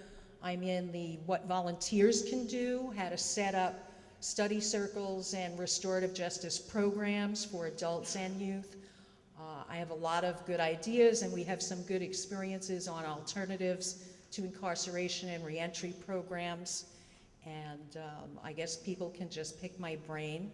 And I'm delighted to be here, and I'm working again with Ernie Drucker all these years later, 35 years later. We've stayed in touch. My most recent work is on returning veterans coming back. What we're finding, you know, again in Little Vermont, is we had the most veterans per capita in the wars, the 2 wars. We send a lot of our young people to war. And so we have the most veterans coming back per capita. And the National PTSD Research Center is in White River Junction, Vermont. A lot of people don't know that. The military is focused there. The whole military research center is there. So that combination in this little state, what we're looking at UVM, and myself as a consultant, and Ernie's starting to work with us too, I've canvassed, you know, we laugh, David, I canvassed 9 prosecutors in Vermont. and asked 3 questions recently. Are you seeing more returning vets getting in trouble? And the answer of all 9 was a definitive yes. The second question was, what are you seeing them, what are you busting them for? And the response was domestic abuse, domestic violence, and DUIs. And then my third question was, what are you doing with them? And every prosecutor I canvassed said, we don't want to put these people in jail. They're wounded and they're injured, and we don't want to incarcerate them, but what do we do with them? You can't just let them back out into the community when you look at it from the perspective of a prosecutor. So we're putting systems in place right now in Vermont to, you know, I don't want to call it a veterans court. I'm getting into military terms. You know, we have to look at success, community veteran success programs or on that nature, because these folks left intact and are coming back very, very wounded from the war. So that's the most recent effort, and the reason I mentioned 9 prosecutors is when I spoke to my PhD research person said 9, that's not a statistical significant, you know, I'm not a researcher, I'm a structural person, and I said, well, that was 50% of the prosecutors in Vermont. So it kind of gives you an idea on the scale, but at the same time, we're kind of a great laboratory. So I'm glad I'm here and have the opportunity to continue my work and to meet other people who work in this area. Thank you.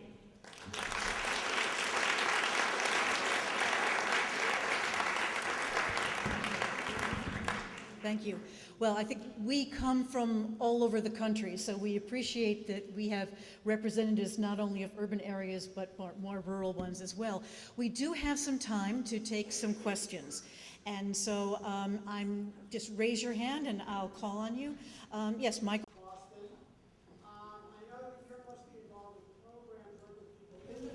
I wonder if anyone can address the role of the American Legislative Exchange Council in the tough on crime laws and the extending of prison sentences.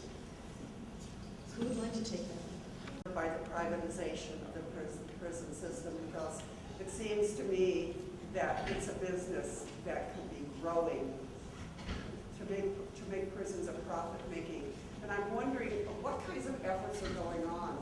I don't know how we're going to stop this, because it seems to me like it's a juggernaut, and I'm really worried about it. I'm wondering if you all have been doing any work in this area and what you suggest that people can do, the citizens can do who are disturbed by this. One thing I'd just like to point out that New York will never allow it because we have this thing called unions. Yes. And in states, in your, quote, right-to-work states is where this is happening. And it's happening because, in my view, because of the destruction of labor unions as enforced. And so you're going to see that in Tennessee and Virginia. Where my kid's father was incarcerated in Virginia, he spent some of that time in a private prison. They have a vested interest. Some of them are publicly traded. These companies are publicly traded. They have a vested interest, even though they claim that they don't lobby or write sentencing legislation. But as a matter of fact, they have a business interest. And, you know, most of the opposition to the work that we do is actually moral, meaning it's based on retribution and punishment. There's not that much economics behind that we have to fight back against in the same way as like hydrofracking, right? There's just a limited industry that really benefits in that way. And so I really think in those states, it has to be taken on in the same way that you have to take on the destruction of public employees unions in general.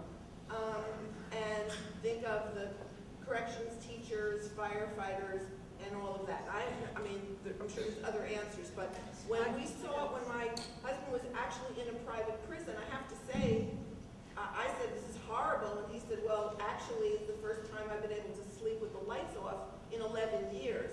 So they're not necessarily, you can sort of see how they could bring that in, but the commissioner last night mentioned to me that he's already been, as he nears retirement, has already been offered jobs where he would make twice as much money, and here's the part that really got him, and he would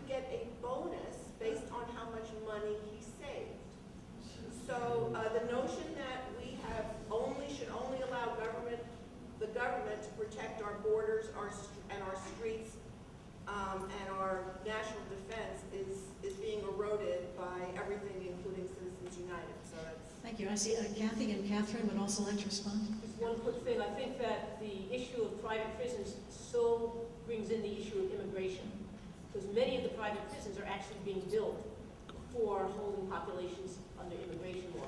And I think that it's really often important to understand that when we're talking about incarceration, we also want to bring into the issue of immigration.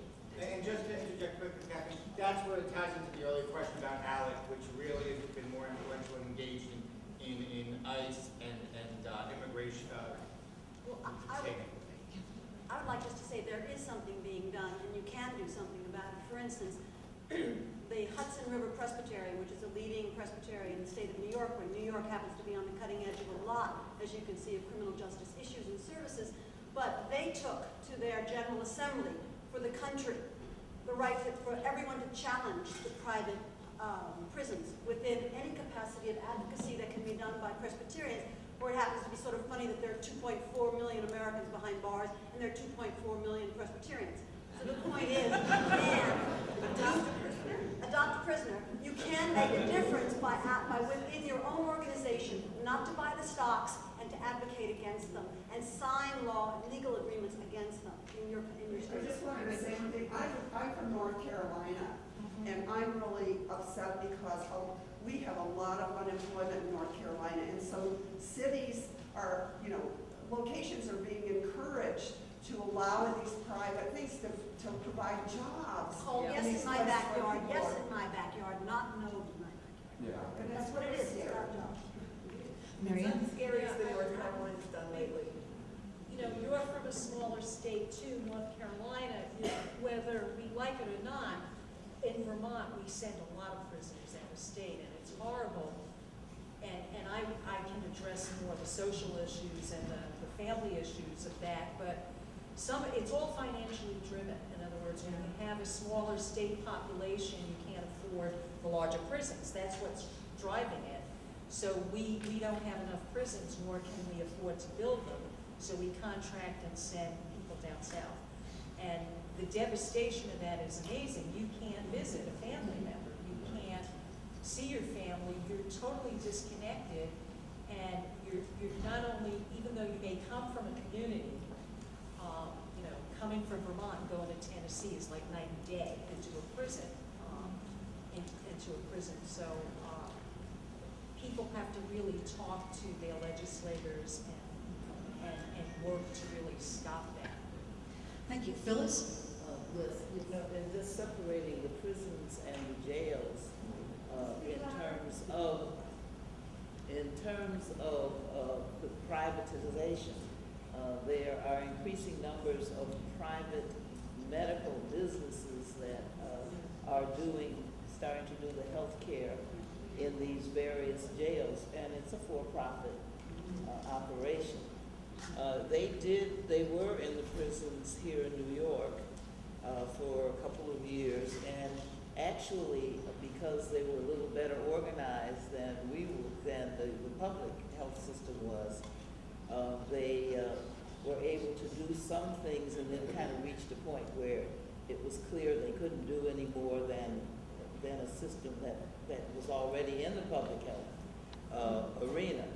The problem is that we don't have clinicians and clinical people that are chomping at the bit to work in these locations. And how do you recruit them? How do you motivate them to become more interested in doing that? And that, I think, is going to be more possible with, dare I say the word, Obamacare, because of the state commissioner is following the edict of accountable care, turning systems around, having health homes, having everybody have a health home and a care manager. And I think right now this would be the time for all of us to advocate for that and to encourage that the jails and the prisons health services are an integral part of that process. One of the things you're going to see is there's actually a federal lawsuit just got filed in my state It's a case where in a prison